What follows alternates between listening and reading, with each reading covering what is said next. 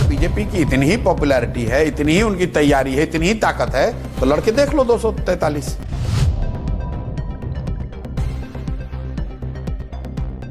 JDU को तीर symbol को 25 से ज्यादा सीट नहीं आए और आई तो आप राजनीति छोड़ देंगे? छोड़ देंगे जी।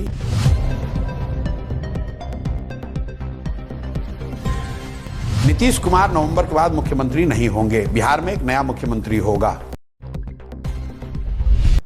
प्रशांत किशोर बिहार में विधानसभा चुनाव लड़ रहे हैं। बता दें कि 243 सीटों में से 238 पर वो चुनाव लड़ रहे हैं। उनकी जन स्वराज पार्टी के प्रत्याशी 238 सीटों पर इलेक्शन लड़ रहे हैं। ऐसे में अब ओपिनियन पोल्स का कहना है कि वो महज 3 सीटें जीत सकते हैं, यानी कि 1 से लेकर के 3 सीटें। वहीं प्रशांत किशोर जो कि अपने सटीक रणनीति को लेकर के जाने जाते हैं, और प्रशांत किशोर ने एक बार फिर से दावा कर दिया है कि इस बार विधानसभा इलेक्शन में एनडीए की सरकार बनेगी या फिर नहीं। जी हां, उनका एक वीडियो वायरल हो रहा है। इस वीडियो को आप भी अपने स्क्रीन पर देखिए। दरअसल प्रशांत किशोर ने दावा किया है कि इस बार एनडीए की सरकार नहीं बनेगी। वहीं उन्होंने ये भी कहा है कि जेडीयू को सिर्फ और सिर्फ 25 सीटें ही मुश्किल से मिलने वाली है। बता दें कि नीतीश कुमार की पार्टी जनता दल यूनाइटेड यानी कि जेडीयू 101 सीटों पर चुनाव लड़ रही है। वहीं बीजेपी 101 सीटों पर लड़ रही है। ऐसे में प्रशांत किशोर का ये मानना है, उनका कहना है कि सिर्फ और सिर्फ 25 सीटें ही इस बार जेडीयू के खाते में आने वाली है। और उन्होंने इसी के साथ ये भी दावा किया है कि अगर उनका ये गणित गलत बैठता है तो वो राजनीति छोड़ देंगे। बीजेपी अपने दम पर तो ये नहीं जीत सकती है बिहार, इतना तो मान रहे हो ना।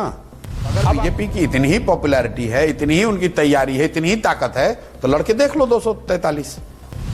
लड़के देख लो, पता चल जाएगा। आप तो कह रहे इतनी पॉपुलैरिटी है, महाराष्ट्र जीत गए, हरियाणा जीत गए, दिल्ली जीत गए, तो भाई बिहार भी लड़के देख लो। नीतीश कुमार नवंबर के बाद मुख्यमंत्री नहीं होंगे, बिहार में एक नया मुख्यमंत्री होगा।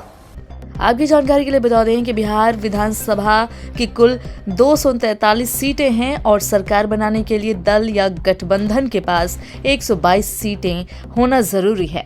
वहीं दूसरी तरफ आपको ये भी बता दें कि बिहार में रिकॉर्ड तोड़ वोटिंग हुई है। बिहार की जनता झाड़ बहार कर अपने घरों से निकली और पहले चरण में वोट दिया। 64% वोटिंग हुई है।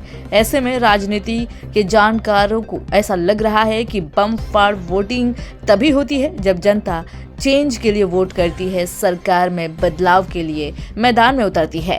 अब देखना होगा कि 14 नवंबर को कौन जीत का परचम लहराता है, किसकी सरकार बनती है, और प्रशांत किशोर ने जो दावे किए हैं वो कितना सटीक बैठता है, ये भी देखने वाली बात रहेगी। तब तक आप बताइए कमेंट सेक्शन में आपको क्या लगता है कि बिहार में किसकी जीत होने वाली है।